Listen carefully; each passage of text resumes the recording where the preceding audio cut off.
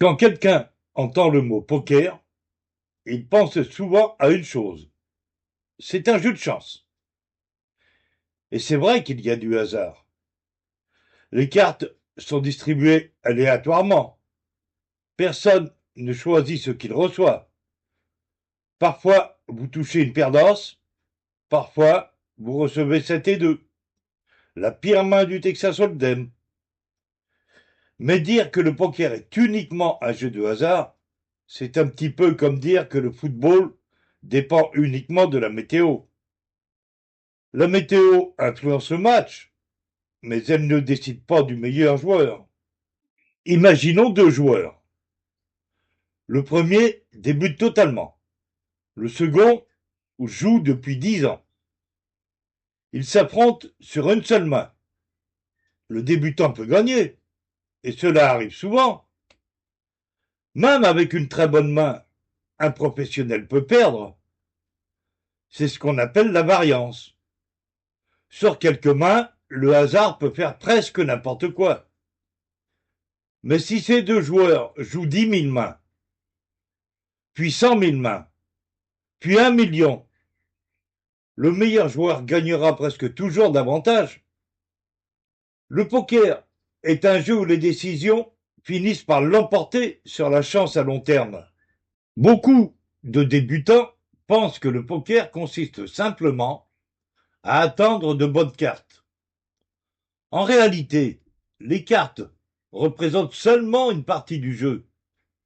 Il faut aussi savoir quand miser, combien miser, quand relancer, quand abandonner, comment réagir face aux adversaires, comment gérer ses jetons. Deux joueurs peuvent recevoir exactement la même main. L'un des deux va gagner beaucoup d'argent, l'autre va tout perdre. La différence vient des décisions qu'ils vont prendre. Le poker est souvent décrit comme un jeu d'informations incomplètes, où l'on prend constamment des décisions avec des données imparfaites. Soyons réalistes. Les professionnels gagnent trop souvent pour que ce soit uniquement de la chance. Alors, voilà une question toute simple.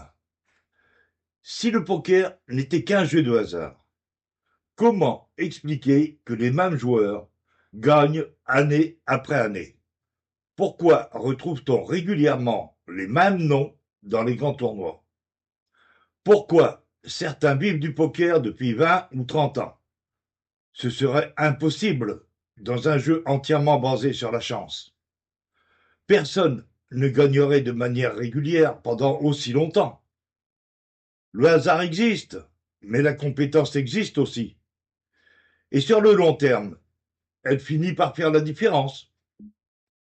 Le poker ressemble davantage à la vie qu'à une loterie. Dans une loterie, vous achetez un billet, vous attendez, et le résultat tombe. Vous n'avez aucun contrôle. Au poker, vous prenez des décisions en permanence. Faut-il suivre, relancer, bluffer, abandonner? Chaque choix influence le résultat futur. C'est pour cette raison que de nombreux auteurs expliquent que le poker est surtout un jeu de décision plein d'incertitudes. La qualité des décisions et la chance participent toutes les deux au résultat final. Le bluff est probablement l'élément qui montre le mieux que le poker n'est pas uniquement une histoire de cartes. Imaginez que vous n'avez rien, absolument rien.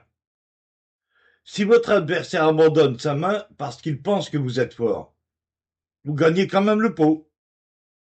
Vous avez gagné sans avoir la meilleure main. Cela signifie qu'au poker, la perception compte autant que les cartes. C'est une dimension stratégique que l'on ne retrouve pas dans les jeux de hasard purs. Les débutants confondent souvent hasard et compétence. Quand on débute, on regarde surtout les résultats. On gagne, on pense avoir bien joué. On perd, on pense avoir mal joué. Ce n'est pas toujours vrai. Vous pouvez prendre une excellente décision et perdre. Vous pouvez prendre une très mauvaise décision et gagner. Le résultat immédiat ne raconte pas toute l'histoire. Les bons joueurs analysent surtout la qualité de leur décision, pas seulement le résultat final. Ce qu'il faut retenir de tout ça, c'est que le poker contient du hasard. Personne ne le nie. Les cartes sont distribuées au hasard. Les résultats à court terme sont parfois surprenants. Mais le poker n'est pas qu'un jeu de hasard, c'est un jeu de stratégie, de réflexion, d'observation et de prise de décision. Le hasard décide souvent de ce qui se passe aujourd'hui. La compétence décide généralement de ce qui se passe sur des milliers de mains. Et c'est précisément ce mélange entre chance et réflexion qui rend le poker aussi passionnant.